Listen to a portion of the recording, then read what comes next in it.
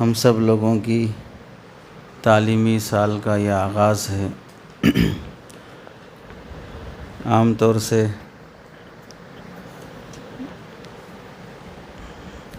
سال کی جو شروعات ہوتی ہے مدارس کے طلباء میں اور اہل مدارس میں شوال کے مہینے سے سال شروع ہوتا ہے اور رمضان المبارک پر یعنی شعبان پر سال مکمل ہوتا ہے۔ یہ تعلیمی لحاظ سے سال کی شروعات اور سال کا ختم، عربی لحاظ سے محرم سے شروع ہوتا ہے اور ذی الحجہ پہ سال ختم ہوتا ہے۔ عصری اور انگریزی لحاظ سے جنوری پہ شروع ہو کے وہ دسمبر پہ سال مکمل ہوتا ہے۔ اہل مدارس جب بھی یہ لفظ بولتے ہیں کہ اس سال ہماری تعلیم مکمل ہوئی یا اس سال مجھے فلاں جماعت میں جانا ہے، تو اس سے نہ عربی سال مراد ہے نہ عصری سال مراد ہے، بلکہ مستقل اہل علم کا ایک سال ہے جو شوال سے شروع ہو کر شعبان پہ ختم ہوتا ہے۔ اس لیے اگر کوئی پوچھے بھی کہ بھئی آپ کی کس سال فراغت ہوئی، تو ہم تو شروع کیے ہی نہیں عربی سے نہ عصری سے، ہمارا تو مستقل عربی تعلیمی سال ہے جو شوال سے شروع ہوتا ہے۔ اور یہ صرف تعلیم کے لحاظ سے نہیں ہے، اہل مدارس میں تنخواہ کے لحاظ سے بھی ہے کہ یہاں پر تنخواہ کا اضافہ، فیسز کا اضافہ، وہ بھی شوال سے شروع ہوتا ہے اور شعبان پہ ختم ہوتا ہے۔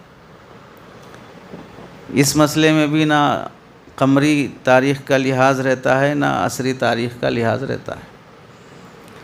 تو اس لحاظ سے جب بولا جائے کہ بھئی یہ ہمارے سال کی شروعات ہے، تو آن لائن بھی چونکہ احباب سن رہے ہیں، تقریباً آپ حضرات کی تعداد کے مقابلے میں یہاں جو تعداد ہے آن لائن یہ فی الوقت 260 ہیں۔ تو یہ جو احباب ہیں یہ سوچیں گے کہ بھئی سال شروع ہو رہا ہے، تو اب تو مارچ کا مہینہ، اپریل کا مہینہ چل رہا ہے، تو یہ نہ سال کا شروع ہے عصری لحاظ سے نہ عربی لحاظ سے، تو تعلیم کے لحاظ سے سال کا شروع کرنا مراد ہے۔ اور اس موقع پر چونکہ ہم میں سے بہت سے احباب وہ ہوتے ہیں جو نئے داخل ہوتے ہیں تعلیم میں، تو ان کو اس مسئلے میں علم دین کی اہمیت ہو اور اس کی فضیلت ہو اور اس کے حصول کے سلسلے میں ضروری اور بنیادی آداب ہوں، اتنا احساس نہیں ہو پاتا یا اس کا استحضار نہیں ہو پاتا، تو شروعات میں ہمت بندھانے کے لیے اور آداب کا استحضار کروانے کی خاطر مستقل ایک سلسلہ ہے اہل مدارس کے پاس بھی اور اکابرین کے نزدیک بھی کہ بھئی سال کے شروعات سے ہی طلباء اکرام کی ذہن سازی اس طریقے پر ہو کہ آگے ان کو چلنے میں دشواری نہ ہو اور اپنے علم کے لحاظ سے وہ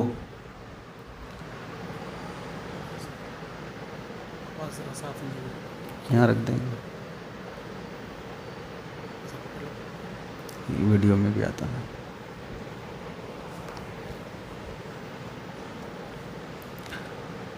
تو ہم جو علم حاصل کر رہے ہیں اس کی فضیلت کا احساس بھی رہے اور اس کے آداب کا بھی احساس رہے۔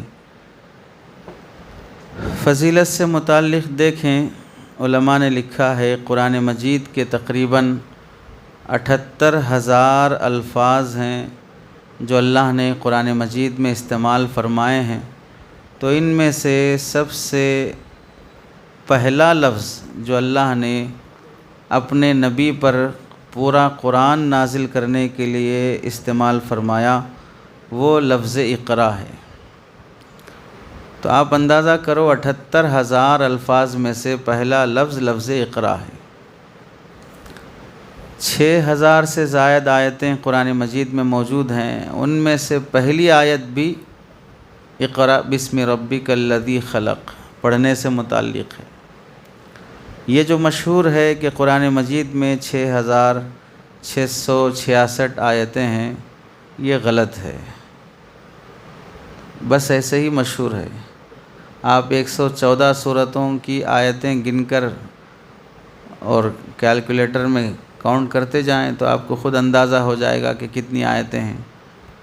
یہ تو تورات، انجیل یا کسی آسمانی کتاب کی آیتوں کی تعداد تو نہیں بیان کی جا رہی ہے کہ جن کو ہم اب گن نہیں سکتے ہیں، اسے ابھی بھی گن سکتے ہیں۔ جب ابھی بھی گن سکتے ہو تو اس تعداد پر ہی بھروسہ کرنا جس تعداد کا کبھی ہم نے شمار ہی نہیں کیا ہے۔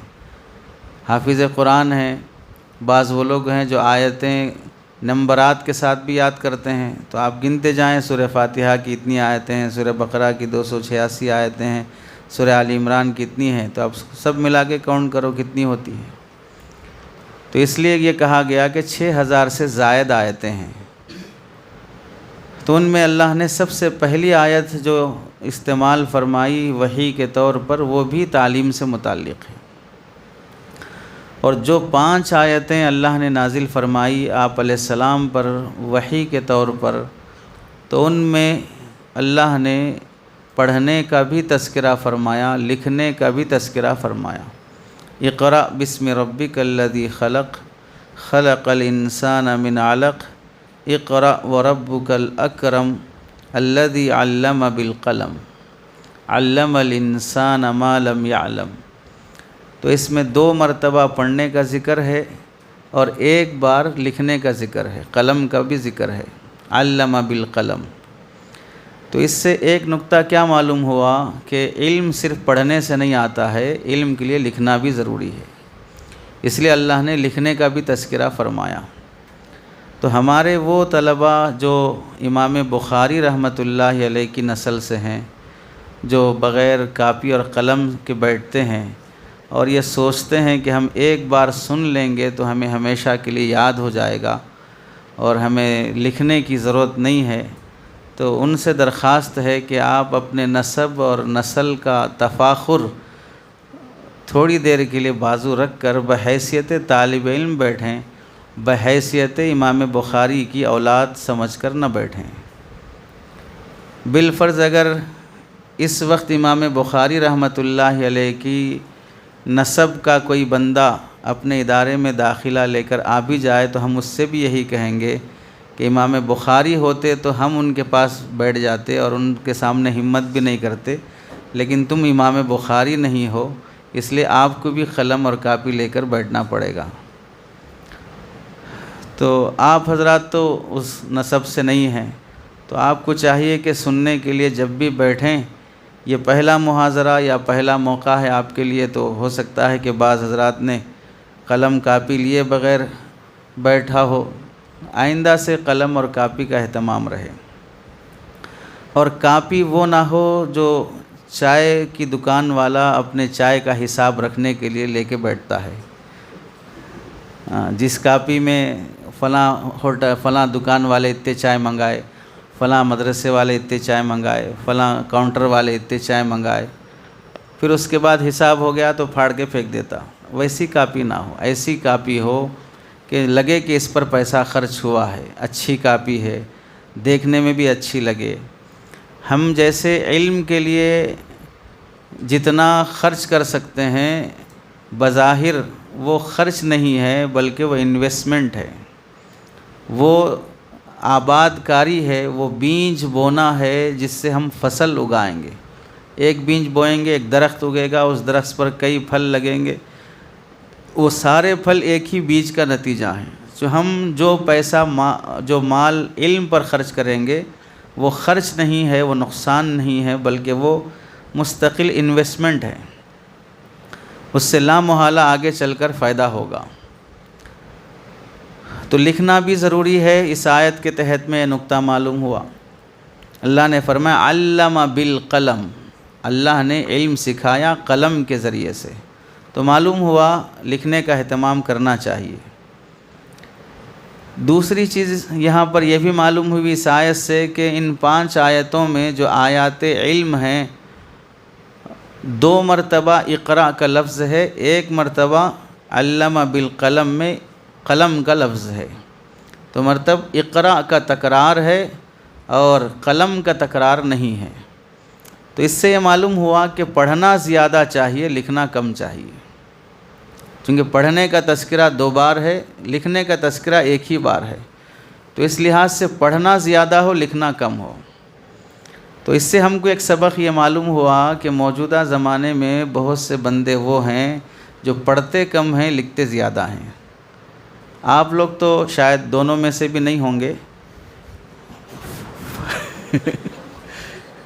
فارغ ہونے کے بعد بعض لوگ وہ ہیں جو میں ایک کتاب لکھنا چاہ رہا ہوں، میں فلاں عنوان پر ایک رسالہ لکھنا چاہ رہا ہوں۔ تو پڑھا کتنا ہے اس عنوان پر؟ پڑھا کچھ بھی نہیں ہے، کتاب لکھنے چلا ہے۔ تو پڑھتے کم ہیں، لکھتے زیادہ ہیں۔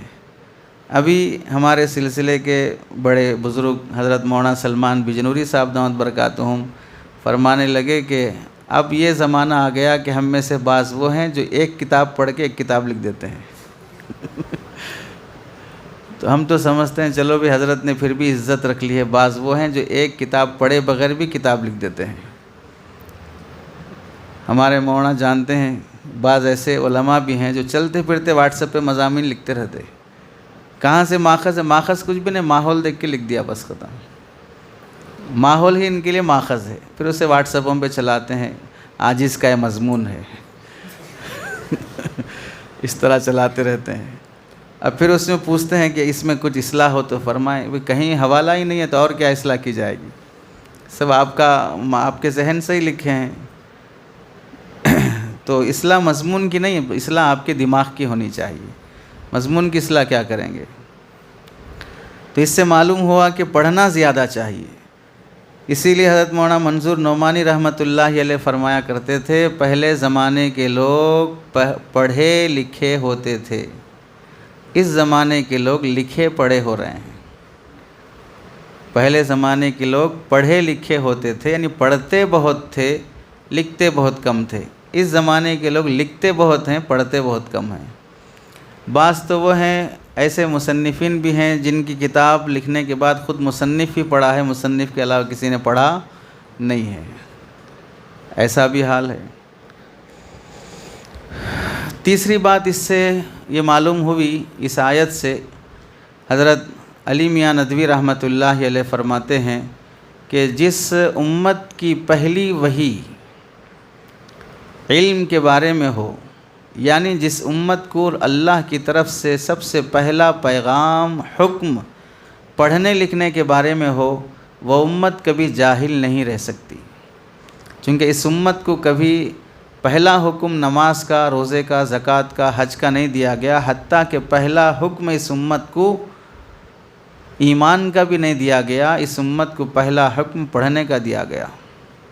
تو اس سے معلوم ہوا کہ امت کے لیے سب سے پہلا پیغام آسمانوں سے اور نبی بنانے کے لیے سب سے پہلی آیات ہمارے نبی پر تعلیم سے متعلق نازل ہوئی ہیں، وہ احکام سے متعلق نازل نہیں ہوئی ہیں۔ تو اس امت کو جاہل نہیں رہنا چاہیے۔ چوتھی بات اسی آیت سے معلوم ہوئی کہ جس زمانے میں آپ علیہ السلام پر یہ آیات نازل ہوئیں، اس وقت پورے مکہ مکرمہ میں پڑھے لکھے لوگوں کی تعداد تھی 7۔ تو آپ اندازہ کر سکتے ہیں کہ پورا شہر جاہلوں سے بھرا ہوا ہے، اور مکہ مکرمہ شہر میں کوئی کالج نہیں ہے، مدرسہ نہیں ہے، یونیورسٹی نہیں ہے، اسکول نہیں ہے۔ ایسے ماحول میں رسول اللہ صلی اللہ علیہ وسلم سے کہا جا رہا ہے کہ پڑھو۔ تو معلوم یہ ہوا پڑھنے لکھنے کے لیے پڑھے لکھے لوگوں کا ماحول ہونا ضروری نہیں ہے، ماحول نہ بھی ہو تو بھی تمہیں پڑھنا پڑے گا۔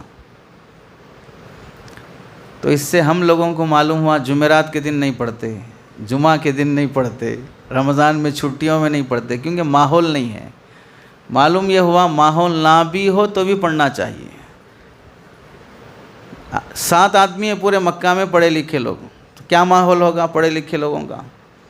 تو جہاں ماحول ہی نہیں ہے وہاں بھی پڑھایا جا رہا ہے، تو پھر مدرسے میں تو پڑھنے لکھنے کا ماحول ہوتا ہے، گھنٹیاں تقسیم ہوتی ہیں، تکرار کا وقت ہوتا ہے، اوقات بتائے جاتے ہیں، پھر بھی اگر کوئی بچہ نہیں پڑھتا ہے تو اس سے بڑا بیوقوف کون ہوگا کہ تمہیں تو اللہ کی طرف سے یہ حکم تھا کہ ماحول نہ بھی ہو تو بھی پڑھو، تمہیں ماحول دیا جا رہا ہے پھر بھی نہیں پڑھ رہے ہو، تو کیا مطلب ہوگا؟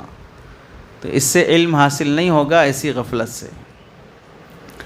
تو معلوم یہ ہوا کہ علم کا حاصل کرنا ایک مسلمان کے لیے اس کے دین کا ایسا حصہ ہے جو جزء لا ينفک ہے۔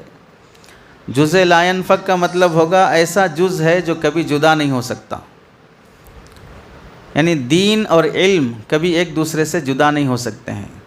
اگر کہا جائے کہ بھئی دیندار کوئی بندہ ہے تو اس کا علم والا ہونا بھی ضروری ہے، اس کے بغیر وہ دینداری نہیں کہلا سکتی۔ اس قدر حصول علم کی کوشش ہونی چاہیے۔ چنانچہ آپ دیکھیں نبی کریم صلی اللہ علیہ وسلم نے کس ماحول میں صحابہ کو علم سکھایا۔ غزوہ بدر کا موقع ہے، فیصلہ یہ ہوا کہ جو قیدی قید میں آئے ہیں انہیں قتل کرنے کے بجائے فدیہ لے کر رہا کر دیا جائے۔ تو جن قیدیوں کے پاس رہا ہونے کے لیے پیسہ نہیں تھا، وہاں یہ طے ہوا کہ جو قیدی ایسے غریب ہیں جو پیسہ دے کر اپنی جان چھڑا نہیں سکتے ہیں، پینالٹی اور جرمانہ نہیں بھر سکتے ہیں، ان کے لیے آپ علیہ السلام نے اصول یہ بنایا کہ انصار صحابہ کے 10 بچوں کو ایک قیدی تعلیم دے گا تو ہم اسے فدیے کے بغیر ہی چھوڑ دیں گے۔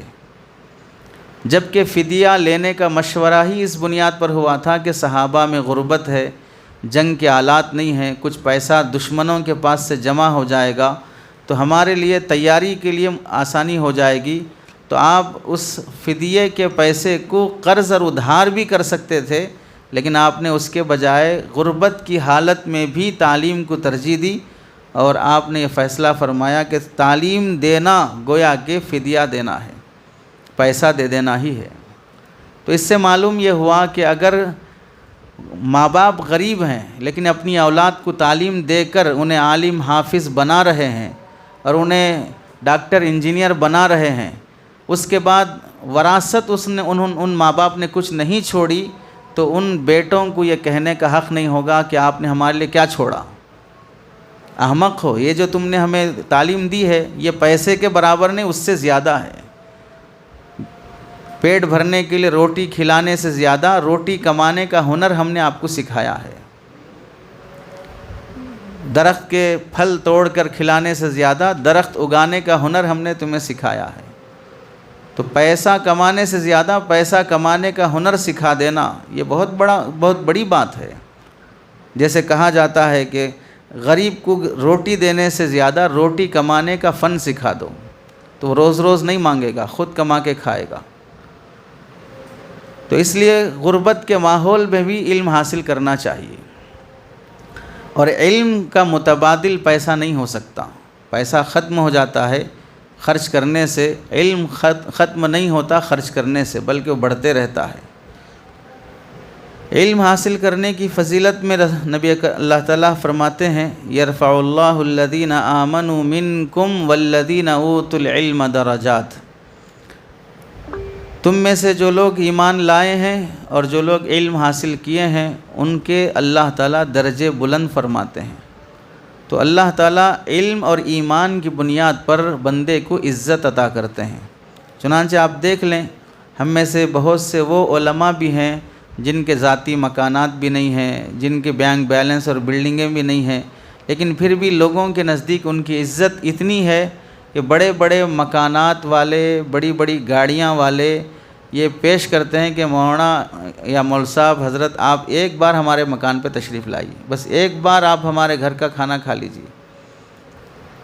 وہ خود مالدار نہیں ہیں، لیکن مالدار اپنی کمائی ہوئی ثروت اور دولت کو ان کے لیے پیش کرنا اور خرچ کرنا اپنے لیے سعادت سمجھتے ہیں۔ چنانچہ پڑوس ملک ایک بڑے عالم دین فرمانے لگے کہ ایک صاحب نے مجھے کئی ہزار کی گھڑی، یعنی تقریباً اندازہ ہے کہ 2 لاکھ کے آس پاس کی گھڑی پیش کی، اور یہ کہا کہ مولانا یہ گھڑی پہنے، صرف ایک بیان کر دیں میری گھڑی پہن کے آپ بس۔ بعد میں آپ نہ پہنیں رکھ دیں کسی اور کو دے دیں کوئی مسئلہ نہیں، لیکن میرا یہ ہدیہ قبول کر کے ایک بیان بھی آپ کر دیے میری گھڑی کی قیمت وصول ہو گئی 2 لاکھ کی گھڑی دے کر۔ تو ظاہر سی بات ہے یہ نعمت جو حاصل ہوتی ہے علم کی برکت سے۔ حدیث میں اللہ کے نبی علیہ السلام فرماتے ہیں، قرآن مجید ہی کی اور ایک آیت دیکھیں، علم اتنی بڑی نعمت ہے کہ اللہ تعالیٰ اپنے حبیب صلی اللہ علیہ وسلم سے فرماتے ہیں وَقُلْ رَبِّ زِدْنِي عِلْمًا، آپ کہتے رہو اے میرے رب میرے علم میں اضافہ فرمائیں۔ یعنی علم کے مانگنے کا حکم رسول اللہ کو اللہ کی طرف سے ہے، اور جس نبی کو جوامع الکلم اوتیت علم الاولین والآخرین، اگلے پچھلے سب کا علم جنہیں مل گیا ہے، ان کو حکم یہ ہے کہ بھئی آپ اپنے علم کے اضافے کی دعا مانگتے رہیں، اور یہ حکم اللہ کی طرف سے ہے۔ تو معلوم ہوا یہ اتنی بڑی نعمت ہے کہ جس نعمت کے سوال سے وہ نبی امی جو علم کا سمندر بہا کے چلے گئے وہ بھی محتاج ہیں، وہ بھی اس کے حقدار ہیں کہ آپ علم کے اضافے کی دعا مانگتے رہیں۔ ظاہر سی بات ہے دعا مانگنے کا مطلب یہ نہیں ہے کہ صرف مانگتے رہیں، بلکہ دعا کے ساتھ ساتھ علم کی عظمت اور اہمیت کو بھی بتانا ہے۔ حضرت معاویہ رضی اللہ تعالیٰ عنہ روایت کرتے ہیں کہ آپ علیہ السلام نے ارشاد فرمایا کہ اللہ تعالیٰ جب کسی بندے کے ساتھ بھلائی کا ارادہ فرماتے ہیں، خیر خواہی چاہتے ہیں، اچھا چاہتے ہیں کہ یہ بندہ اچھا بن جائے، تو اللہ اسے علم کی سمجھ عطا فرماتے ہیں۔ دین کی سمجھ کا مل جانا، فقاہت کا حاصل ہو جانا، یہ اللہ کی طرف سے گویا کہ خیر خواہی ہے۔ تو جو طلباء علم حاصل کرنے کے لیے آن لائن یا آف لائن ہیں، وہ سب گویا کہ اللہ کی نظر میں وہ خیر خواہ بندے ہیں جن کی بھلائی خود اللہ نے چاہا ہے۔ اب ہماری ذمہ داری ہے کہ ہم اس خیر کو حاصل کرنے کے لیے جتنی ہو سکے کوشش کریں۔ ایک حدیث میں آپ علیہ السلام فرماتے ہیں کہ عالم کی فضیلت عابد پر ایسی ہے جیسے میری فضیلت تم میں سے ادنا شخص پر، فضل العالم علی العابد کفضلی علی ادناکم۔ رسول اللہ صلی اللہ علیہ وسلم کی فضیلت ادنا سے ادنا درجے کے صحابی پر کس قدر ہو سکتی ہے؟ تو آپ علیہ السلام یہ فرما رہے ہیں کہ عالم کی فضیلت پر، عالم کی فضیلت عابد پر۔ اب جو لوگ یہ کرتے ہیں کہ بھئی صرف حافظ بننے سے کیا ہوگا، صرف عالم بننے سے کیا ہوگا، وہ بڑے بڑے کام کرنے ہیں، مجاہدے کرنے ہیں، چل پھر کے محنت کرنا ہے، بھئی علم کی مستقل فضیلت ہے۔ یہ فضیلت چلنے پھرنے پہ موقوف نہیں ہے، یہ فضیلت فکر اور تقاضوں پہ موقوف نہیں ہے، یہ فضیلت مستقل اپنی جگہ ہے، اس کی فضیلت اپنی جگہ ہے۔ چنانچہ امام بخاری رحمۃ اللہ علیہ نے بھی بخاری شریف میں ایک باب باندھا ہے اور اس کا عنوان رکھا ہے فضل العلم قبل العمل، علم کی فضیلت عمل سے پہلے، علم کی فضیلت عمل سے پہلے۔ اس میں فضیلت علم کی حدیثیں نقل کی ہیں۔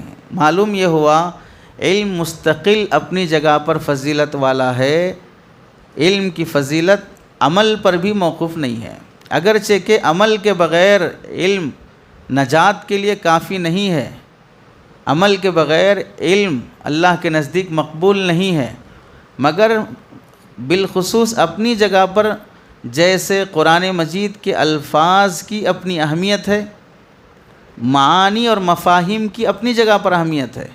اب اگر کوئی بندہ حافظ قرآن بن گیا، اس کی اپنی جگہ فضیلت ہے، اگرچہ کہ وہ حافظ قرآن بن جانا کافی نہیں ہے پورے دین کو سمجھنے کے لیے، اسے سمجھنے کی خاطر معنی مفاہیم سب پڑھنا پڑے گا، لیکن اگر وہ نہیں پڑھا تو نہیں کہا جائے گا کہ بھی کچھ بھی نہیں ہے، وہ بھی اپنی جگہ پر بہت کچھ ہے۔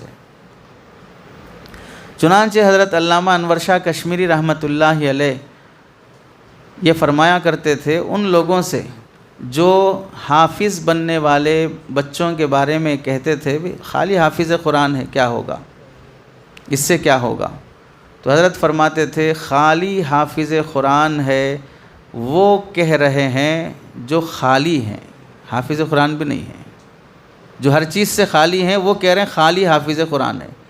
بھئی آپ تو حافظ قرآن بھی نہیں ہو اور اس سے کہہ رہے ہو جو حافظ قرآن ہے۔ جو حافظ سورہ فاتحہ بھی نہیں ہے وہ حافظ قرآن کو کہہ رہے ہیں خالی ہے، تو آپ تو صرف حافظ سورہ فاتحہ ہے، تو آپ کتنے خالی ہوں گے پھر؟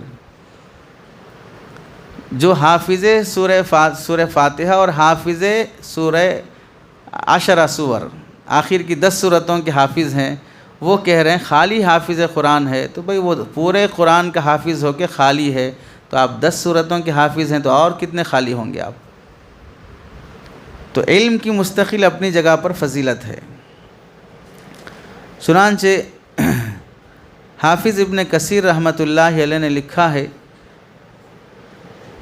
نبی کریم صلی اللہ علیہ وسلم کے حوالے سے، یہ فضائل آن لائن آف لائن جیسے بھی علم حاصل کرو سب کے لیے ہے۔ ارے سمجھے، ایسا نہیں کہ بھئی آ کے بیٹھ کے یہاں علم حاصل کرے تو ہی ملیں گے۔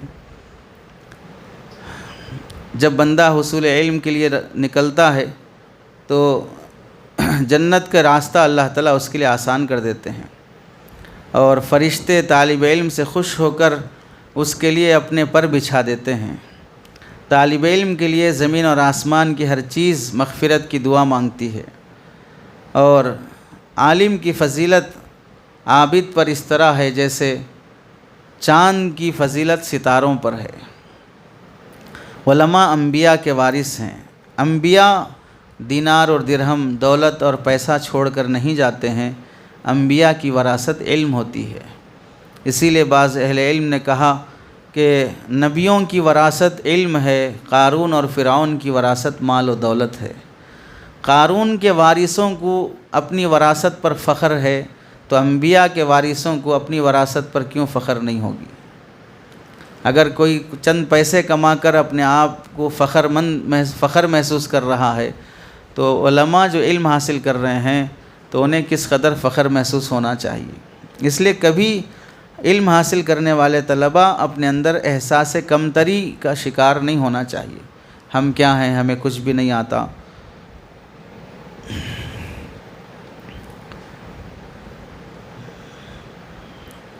حضرت عمر رضی اللہ تعالیٰ عنہ کی نصیحت ہے کہ کوئی بھی منصب یعنی بڑا منصب اور مقام حاصل کرنے سے پہلے علم حاصل کر لو، اس لیے کہ بڑے منصب حاصل کرنے کے بعد اگر جاہل ہی رہو گے تو پورے ملک کو بیچ دو گے، کیونکہ جاہل ہو، ہر چیز بیچتے چلے جاؤ گے، کسی چیز کی حفاظت نہیں رہے گی، تو نتیجہ کیا ہوگا؟ پورا ملک پریشان رہے گا، کبھی 2000 کے نوٹ کے لیے لائن میں کھڑنا پڑے گا، کبھی گیس سلنڈر کے لیے لائن میں کھڑنا پڑے گا، کبھی کسی اور کے لیے لائن میں کھڑنا پڑے گا، کیونکہ تمہیں چلانا ہی نہیں آتا ہے۔ یہ مسائل رہتے ہیں۔ یہ کسی خاص ملک کے بارے میں نہیں کہا جا رہا ہے، کسی خاص آدمی کے بارے میں بھی نہیں کہا جا رہا ہے، بڑے لوگوں کے بارے میں ہم کیا کہہ سکتے ہیں؟ یہ تو جاہلوں کے بارے میں کہہ رہے ہیں بس۔ جو جاہل ہے اور منصب بڑا مل گیا تو پھر وہ شخص کچھ بھی نہیں چلا سکتا ہے، گھر نہیں چلا سکتا، ملک کیا چلائے گا؟ بچے نہیں جن سکتا تو جن کے ہو رہے ہیں ان کو پریشان کرے گا۔ تو قانون بنا دیتے ہیں لوگ، جب ان پڑھ لوگ حکمران بن جاتے ہیں کہ بھئی ہم دو، ہمارے 2 بچے 2 ہی اچھے، ایسے قانون بنا دیتے ہیں۔ تو چونکہ ان پڑھ لوگ اس منصب کے اہل نہیں ہوتے۔ ایسے ہی دیکھ لیں، جہاں پر ڈاکٹر ہے اپنی فیلڈ میں ماہر نہیں ہے، عالم حافظ ہے لیکن ماہر نہیں ہے، تو مسجد کی امامت اور خطابت بھی کما حقہ نہیں نبھا سکتا، ناقص علم ہی وہ عام کرے گا، ناقص علاج ہی وہ کر سکے گا۔ امام بخاری رحمۃ اللہ علیہ فرماتے ہیں، حصول منصب کے بعد بھی علم حاصل کرنا چاہیے۔ اگر منصب مل گیا، یعنی حضرت عمر رضی اللہ تعالیٰ عنہ کا فرمان تو یہ ہے، تفقہوا قبل ان تسودوا، سیادت سے پہلے، منصب ملنے سے پہلے ہی علم حاصل کر لو۔ لیکن اس کا مطلب نہیں ہے کہ منصب مل جانے کے بعد اب علم حاصل نہیں کرنا چاہیے، بلکہ ابھی بھی موقع ہے، پڑھنا چاہیے، ملک بچ سکتا ہے۔ آپ اگر ڈاکٹر ہیں، انجینئر ہیں، کسی بھی عہدے پر ہیں، پڑھو بھائی، پڑھ لو، کیا جانے کا ہے۔ آپ ایک ڈگری میں آ گئے، ڈاکٹر بن گئے، انجینئر بن گئے، حافظ بن گئے، کچھ اور منصب مل گیا، لیکن آگے کے منصب میں آپ کو جہالت ہے، تو اب آگے کا منصب بھی حاصل کرو۔ یہ مطلب نہیں کہ اب ہو گیا، ہمارے پڑھنے کا ٹائم نکل گیا، ایسا نہیں ہے۔ آپ نکل گئے ہیں، ٹائم نہیں نکلا ہے۔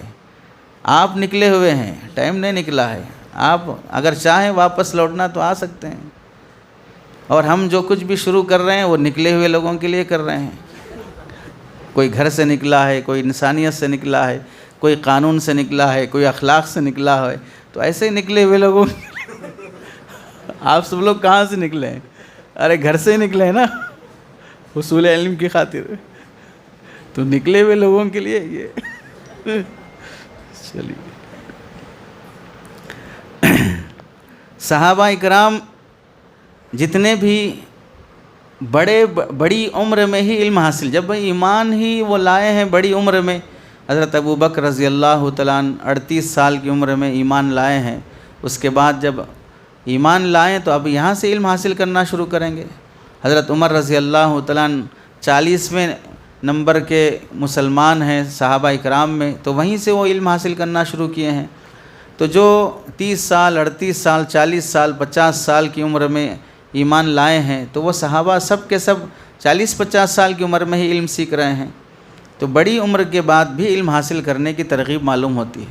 چنانچہ عاجز کی ایک کتاب بھی ہے تعلیم بالغان کے نام سے، تو اس میں ان سب لوگوں کے قصے ہیں جو بالغ ہونے کے بعد علم حاصل کرنا شروع کیے ہیں، حتیٰ کہ ہم جس مسلک کے پابند ہیں امام ابو حنیفہ رحمۃ اللہ علیہ، وہ بھی عالم بننے کے لیے، مسائل اور احکام سیکھنے کے لیے جو سفر شروع کیا ہے وہ 20 سال کی عمر میں۔ اس سے پہلے وہ بھی فقاہت کا علم حاصل کرنے شروع ہی نہیں کیے تھے۔ تو بالغ ہونے کی حالت میں علم حاصل کرنے والے علماء کے بھی اپنے مستقل کارنامے ہیں۔ بعض وہ بندے بھی ہیں جنہوں نے 50 سال، 56 سال، 60 سال کی عمر میں بھی علم حاصل کیا ہے۔ اپنے آن لائن اکیڈمی میں پڑھنے والی خواتین میں بھی بعض خواتین وہ ہیں جو دادی نانی بن کر بھی آن لائن جوائن ہو کر علم حاصل کیے ہیں اور مکمل عالمہ کورس بھی کیے ہیں، اور الحمدللہ وہ پڑھا بھی رہی ہیں۔ یعنی پڑھا بھی رہی ہیں کا مطلب یہ ہے کہ ایسا پڑھا ہے کہ پڑھا سکے، ایسا پڑھا ہے کہ پڑھا بھی سکے، اور جہاں پڑھا ہے خود پڑھانے والے آن لائن ادارے نے اس پر اعتماد کیا ہے کہ بھئی ہمارے ادارے میں پڑھا بھی سکتے ہیں، تو ان کو پڑھانے کی کتابیں بھی دی ہیں۔ تو اس سے معلوم ہوا عمر کا مسئلہ نہیں ہے پڑھنے کے سلسلے میں، تو اس لحاظ سے شرمانا نہیں چاہیے۔ ہم ایسے لوگوں سے بھی واسطہ پڑا ہے کہ آن لائن پڑھتے تھے یا آف لائن پڑھنے کی خواہش مند ہوئے، اور پھر یہ بولنے لگے کہ میری عمر کا کوئی بھی نہیں ہے آپ کی اکیڈمی میں، اس لیے میں آف لائن امتحان نہیں دے سکتا، چونکہ میں بڑی ڈگری والا ہوں اور میری عمر یہ ہے، میرے بچے خود پڑھ رہے ہیں اور میں بیٹھ کر ایگزام لکھوں گا تو کیسی شرم لگے گی۔ تو اگر ایسی بات ہے تو اس سے زیادہ شرم تو تمہیں تب آنی چاہیے جب تمہارے بچے باشعور ہو گئے تھے، پھر بھی تمہارے گھر میں بچے پیدا ہو رہے تھے، تو اس وقت تمہیں زیادہ شرم آنی چاہیے تھی کہ تمہاری حرکتیں جو کچھ بھی ہیں وہ بچے سمجھ رہے ہیں، پھر بھی تم نے وہاں کچھ بھی نہیں شرمایا اور بے شرم ہو کر پورا اپنا رزلٹ دیتے رہے۔ اور یہاں صرف on line exam of line exam دینے کے لیے آپ یہ کر رہے ہیں کہ میری عمر کا کوئی بھی نہیں ہے، میں بڑی عمر کا ہوں اور بچوں کے ساتھ بیٹھ کے میں کیسے ایگزام لکھوں، آپ کو شرم آ رہی ہے۔ تو مطلب یہ ہوا کہ آپ ایک علم کے عالم ہیں، دوسرے علم کے آپ جاہل ہیں، یا ایک علم کی آپ کے نزدیک قدر ہے، دوسرے علم کی آپ کے نزدیک قدر نہیں ہے۔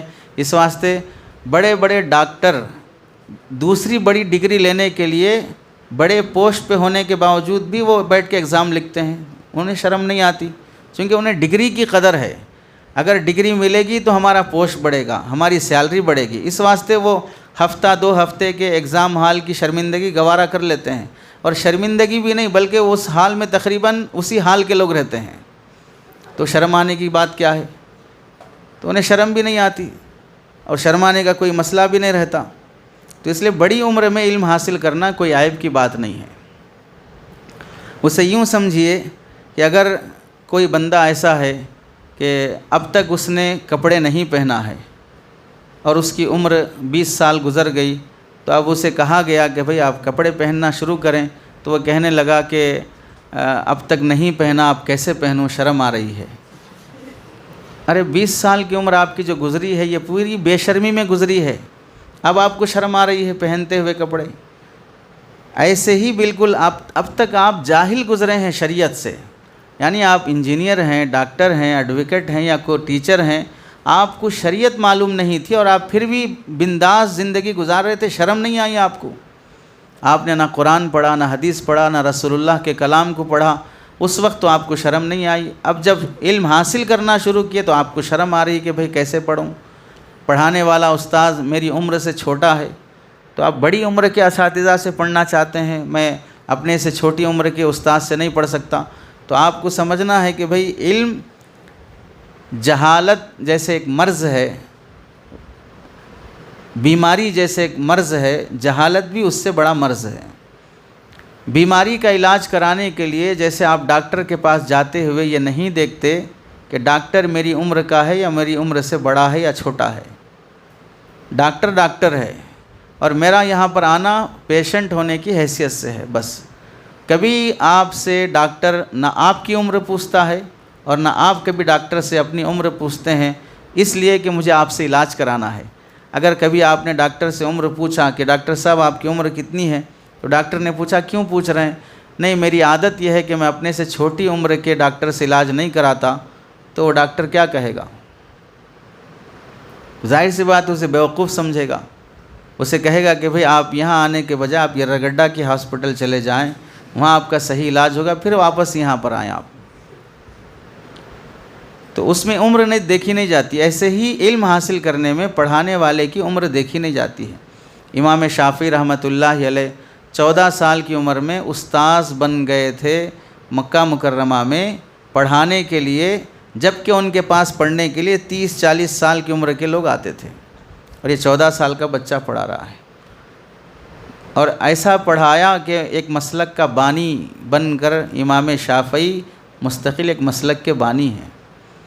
حضرت قاری طیب صاحب رحمۃ اللہ علیہ دارالعلوم دیوبند کے محتمم بنے ہیں 18-19 سال کی عمر میں، دارالعلوم دیوبند کے بانی، دارالعلوم دیوبند کے محتمم بن گئے 20 سال کی عمر سے پہلے، تو اسے کسی نے عیب نہیں سمجھا۔ تو اس لیے حصول علم کی کوئی عمر نہیں ہوتی ہے۔ بچپن میں اس لیے حاصل کرنے کی ترغیب دی جاتی ہے کہ بچپن میں یکسوئی رہتی ہے، اور یکسوئی میں جو علم حاصل ہوتا ہے اس میں پختگی رہتی ہے۔ بڑے ہونے کے بعد یکسوئی ختم ہو جاتی ہے، اس میں جو علم حاصل ہوتا ہے بالعموم اس میں پختگی نہیں ہوتی۔ اب جب پختگی کا مسئلہ محل نظر ہوا تو مطلب یہ ہے کہ بھئی اب آپ کو جو علم حاصل ہونا ہے وہ پختگی کے پیش نظر نہیں ہے، بس آپ علم حاصل کرو، پختہ ہونا نہیں پختہ ہونا اس کی ضرورت نہیں ہے آپ کو۔ حضرت عبداللہ ابن عباس رضی اللہ تعالیٰ عنہ فرماتے ہیں کہ تھوڑی دیر علم حاصل کرنا رات بھر نفلیں پڑھنے سے، اور پورا دن علم حاصل کرنا 3 مہینوں کے روزے رکھنے سے افضل ہے۔ تھوڑی دیر علم حاصل کرنا ایک رات نفلیں پڑھنے سے، اور پورا دن علم میں لگانا، حصول علم میں لگانا 3 مہینوں کے روزے سے افضل ہے۔ تو معلوم ہوا عمل سے پہلے علم کی فضیلت ہے۔ امام مناوی رحمۃ اللہ علیہ اس حدیث کی شرح میں لکھتے ہیں کہ اس سے مراد وہ شرعی علم ہے، وہ دین کا علم ہے جو حاصل کرنے کے بعد بندہ عمل کرنا چاہتا ہے، شریعت پر چلنا چاہتا ہے۔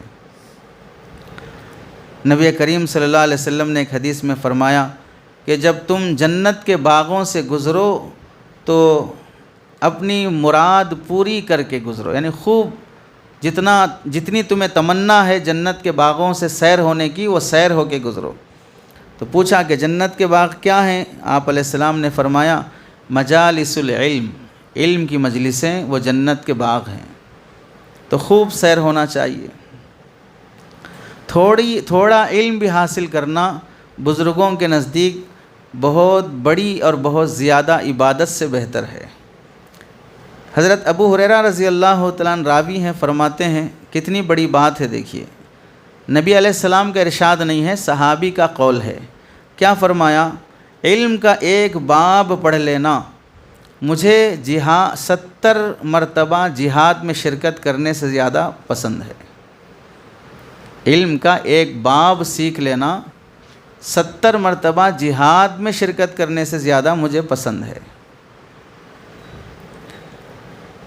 نبی کریم صلی اللہ علیہ وسلم کی خدمت میں ایک شخص حاضر ہوا اور آپ علیہ السلام سے عبادت گزاروں اور فقہا کے بارے میں پوچھا، تو آپ نے فرمایا اور یہ پوچھا کہ یا رسول اللہ، اللہ کے یہاں عبادت گزار افضل ہیں یا علم حاصل کرنے والے فقہا افضل ہیں؟ تو آپ علیہ السلام نے فرمایا، ایک فقیہ 1000 عبادت گزاروں سے افضل ہے۔ نبی کریم صلی اللہ علیہ وسلم نے جب حضرت معاذ بن جبل رضی اللہ تعالیٰ عنہ کو یمن کا گورنر بنا کر بھیجا تو آپ نے فرمایا کہ تمہاری وجہ سے اگر ایک آدمی بھی ہدایت پر آ جائے تو تمہارے لیے دنیا و ما فیہا سے بہتر ہے۔ اور ہدایت پر آنا علم کے بغیر نہیں ہوتا، علم کے بغیر آدمی جہالت اور ضلالت پر رہتا ہے۔ ایک حدیث میں یہاں تک فرمایا گیا کہ اگر کوئی بندہ علم حاصل کرتے کرتے مر جائے، انتقال ہو جائے، تو اللہ اسے جب قیامت کے دن زندہ کریں گے تو وہ مقام اور مرتبہ دیں گے کہ اس کے اور انبیاء کے درمیان صرف 1 درجے کا فاصلہ رہے گا، بس اتنا اونچا مقام اس بندے کو دیتے ہیں۔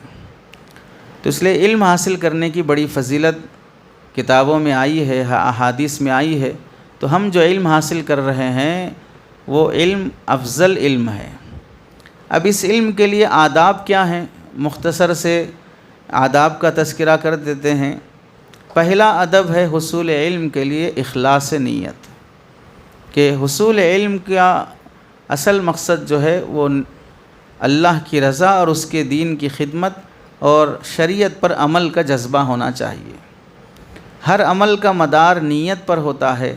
بعض مرتبہ بڑے سے بڑا عمل بھی کچرا کنڈی میں پھینک دیا جاتا ہے نیت کی خرابی کی وجہ سے، اور بعض مرتبہ چھوٹا عمل بھی اللہ کے نزدیک بہت بڑا شمار ہوتا ہے نیت کی درستگی کی وجہ سے۔ تو نیت عمل کو چھوٹا اور بڑا کر دیتی ہے۔ چنانچہ آپ دیکھیں، اگر چھوٹا بچہ ہے 5 سال کا، 3 سال کا، 2 سال کا، وہ خود اپنے ماں باپ سے چاکلیٹ، بسکٹ، ٹافی بہت کچھ مانگتے رہتا ہے۔ اگر کبھی باپ نے ایک بسکٹ اسے دے دیا، پھر پلٹ کر اب باپ نے اسے کہا بیٹا مجھے آپ کی بسکٹ میں سے تھوڑا دو، اور بچہ بسکٹ باپ کے حوالے کیا، تو باپ کھاتا نہیں ہے، لیکن اس کے بچے کے یہ دینے کے عمل کو بہت پسند کرتا ہے کہ میرا بیٹا بہت اچھا ہے، دیتا ہے، حالانکہ لینے کا ارادہ بھی نہیں رہتا، لیکن مانگ کر بچے کی ادا دیکھنا چاہتا ہے۔ ایسے ہی اللہ تعالیٰ اتنے نوازنے والی ذات ہے کہ جو کچھ بھی ہمیں مال دولت سب کچھ دیتے ہیں وہ اللہ ہی دیتے ہیں۔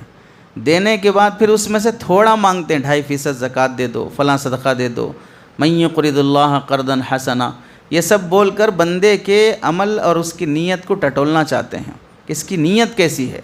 یہ کرنا کیا، عمل دیکھنا نہیں چاہتے، نیت دیکھنا چاہتے ہیں۔ تو اس واسطے نیت کا درست ہونا بہت ضروری ہوتا ہے۔ اگر غلط نیت ہوگی تو کتنی وعید ہے۔ جس نے علم حاصل کیا جو صرف اللہ کی رضا کے خاطر حاصل کرنا چاہیے، مگر اس کا مقصد ہے دنیا کو حاصل کرنا، تو اللہ کے نبی فرماتے ہیں کہ قیامت کے دن اللہ ایسے عالم کو جنت کی خوشبو بھی نہیں سنگھائیں گے۔ کتنی سخت وعید ہے۔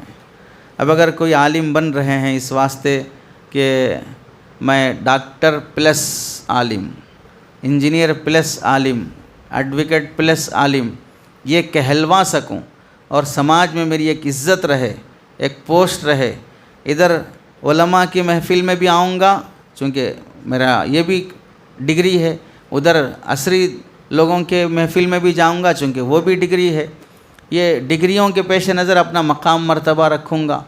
بعض مرتبہ ایسا بھی ہوتا ہے کہ بھئی اب مدارس والے ہماری جماعت کو عام زبان کے لحاظ سے گھاس نہیں ڈال رہے ہیں، اس لیے اگر ہم عالم بن جائیں گے تو ہمیں گھاس بھی ڈالیں گے، زعفران بھی ڈالیں گے، چارہ بھی ڈالیں گے، کرسی بھی دیں گے، فلاں بھی دیں گے، اس لیے عالم بنا کر لا لیے۔ یہ نیتیں ایسی ہوتی ہیں جس کی وجہ سے اللہ تعالیٰ کوئی مقام مرتبہ دینا تو دور کی بات، اللہ ایسے لوگوں سے کام نہیں لیتے ہیں، محروم رہ جاتے ہیں، پھر نتیجتاً وہ مزدور بن جاتے ہیں، آٹو چلا لیتے ہیں، کچھ اور کر لیتے ہیں، لیکن اللہ ان کے علم سے نہ ان کو فائدہ پہنچاتے ہیں، نہ ان کے ذریعے سے کسی اور کو فائدہ ہوتا ہے۔ حصول علم میں نیت مخلص ہونی چاہیے۔ مناظرے کرنا، بحث مباحثے کرنا، علماء سے جھگڑے کرنا یا جاہلوں کے منہ لگنا، اس نیت سے علم حاصل کرے گا بندہ تو اللہ کے نبی فرماتے ہیں کہ وہ جہنم کا مستحق ہوگا۔ تو یہ بڑی سخت وعید کی بات ہے۔ حضرت جعفر بن حیان رضی اللہ تعالیٰ عنہ فرماتے ہیں نیت اچھی ہوتی ہے تو بندے کو چھوٹا عمل بھی بہت اونچے مقام تک پہنچا دیتا ہے، چھوٹا عمل بھی بہت اونچے مقام تک پہنچا دیتا ہے۔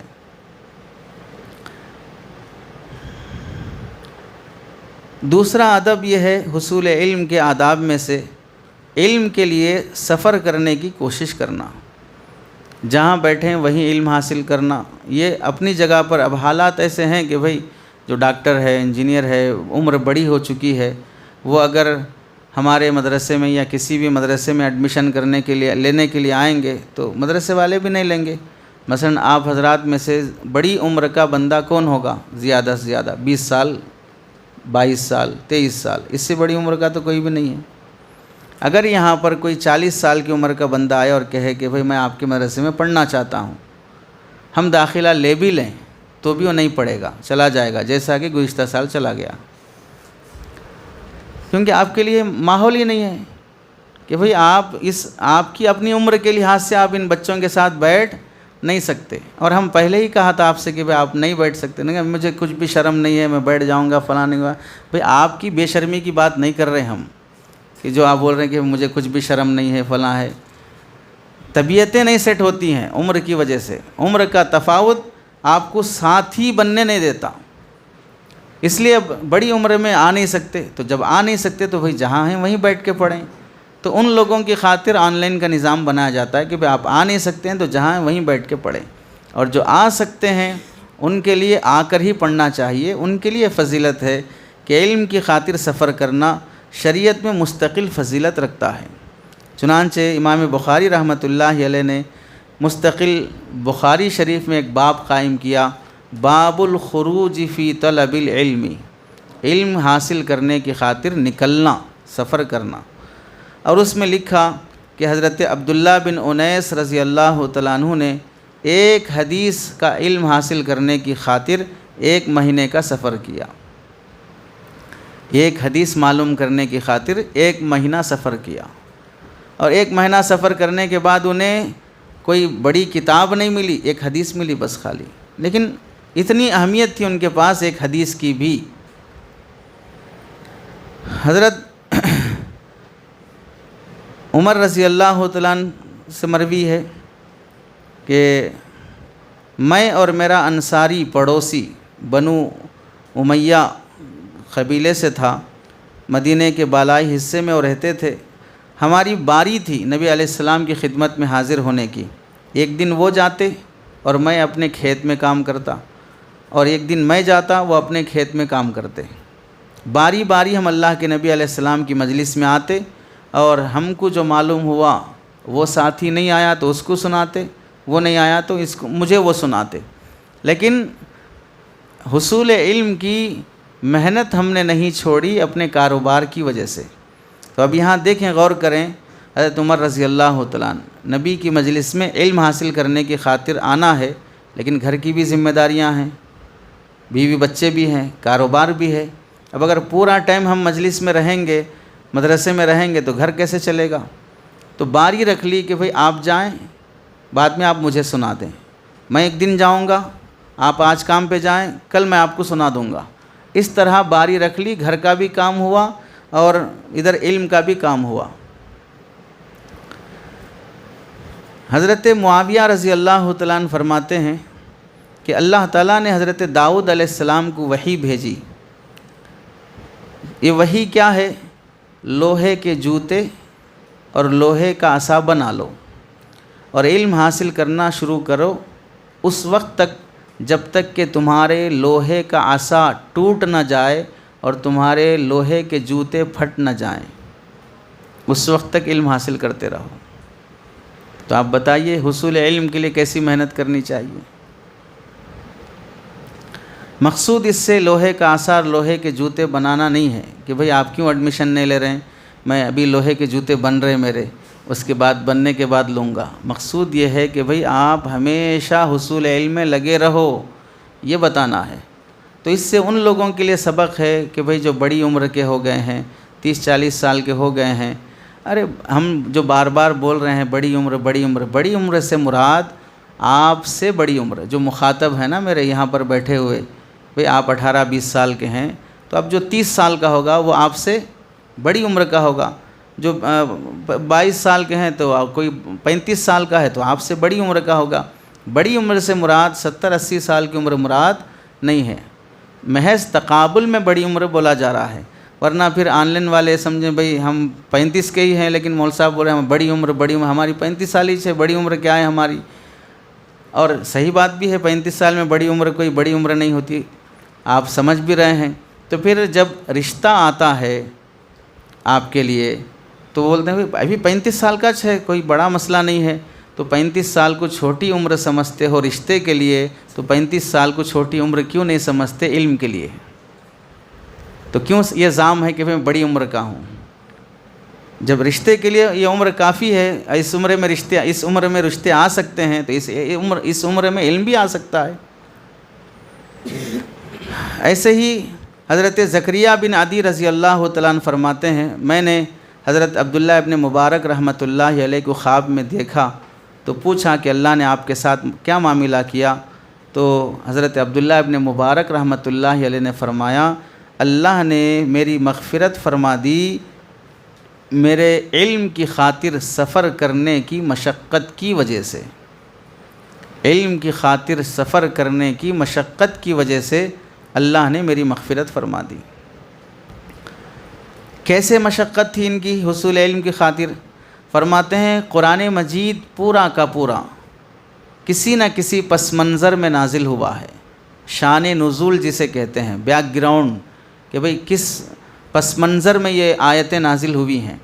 تو مجھے کوئی قرآن کی آیت میرے نظر سے گزرتی تو میں اس قرآن کی آیت کا پس منظر معلوم کرنے کے لیے مستقل اونٹ اور سواری خریدتا، اور جس کو قرآن کی اس آیت کا پس منظر معلوم ہے وہاں تک پہنچتا اور وہ پس منظر معلوم کر کے پھر واپس آ جاتا۔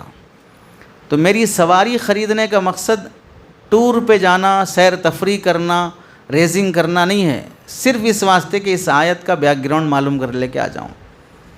تو آپ دیکھیں جو لوگ آن لائن علم حاصل کر رہے ہیں، 40 سال کے ہو گئے، 45 سال کے ہو گئے، 30 سال کے ہو گئے، قرآن مجید نمازوں میں پڑھتے ہیں لیکن کسی آیت کا بیک گراؤنڈ نہیں معلوم، کب یہ آیتیں نازل ہوئی نہیں معلوم، تو اس نماز میں کیا لذت آئے گی کہ جس نماز میں اللہ کیا احکام کس موقع کے لحاظ سے فرما رہے ہیں معلوم ہی نہیں ہو رہا ہے۔ چنانچہ حضرت جابر بن عبداللہ رضی اللہ تعالیٰ عنہ فرماتے ہیں مجھے معلوم ہوا کہ نبی کریم صلی اللہ علیہ وسلم کی ایک حدیث فلاں آدمی کے پاس ہے، تو میں نے اونٹ خریدا، اس پر اپنا سامان باندھا، 1 مہینے تک میں چلتا رہا، ملک شام پہنچا تو حضرت عبداللہ بن انیس فرماتے ہیں کہ میں نے ان کو پیغام بھیجا کہ حضرت جابر رضی اللہ تعالیٰ عنہ دروازے پر ہیں، تو فرماتے ہیں آپ فرماتے ہیں کہ میری طرف سے قاصد آیا اور اس نے کہا کہ کون؟ جابر بن عبداللہ؟ تو انہوں نے کہا ہاں جابر بن عبداللہ ہی آئے ہیں، یہ بڑے صحابی تھے۔ تو فرماتے ہیں کہ قاصد حضرت عبداللہ بن انیس انصاری کے پاس گیا اور حضرت عبداللہ بن انیس کو بتایا کہ ہاں جابر بن عبداللہ ہی آئے ہیں، تو وہ جلدی سے باہر آئے اور ایک دوسرے سے معانقہ کیا اور پھر کہنے لگے کہ آپ نے کیوں آنے کی زحمت کی، مجھے حکم فرماتے تو میں خود آپ کے پاس آ جاتا۔ تو حضرت جابر نے فرمایا نہیں، میں اس کا محتاج تھا کہ میں تمہارے پاس آتا، میں نے سنا کہ رسول اللہ کی ایک حدیث تمہارے پاس ہے، میں وہ معلوم کرنے کے لیے آیا ہوں، اور مجھے ڈر لگا کہ میں وہ حدیث سننے سے پہلے کہیں دنیا سے نہ چلا جاؤں، اس لیے میں نے فوراً سواری خریدی اور سیدھے تمہارے پاس پہنچا کہ وہ حدیث معلوم کر لوں۔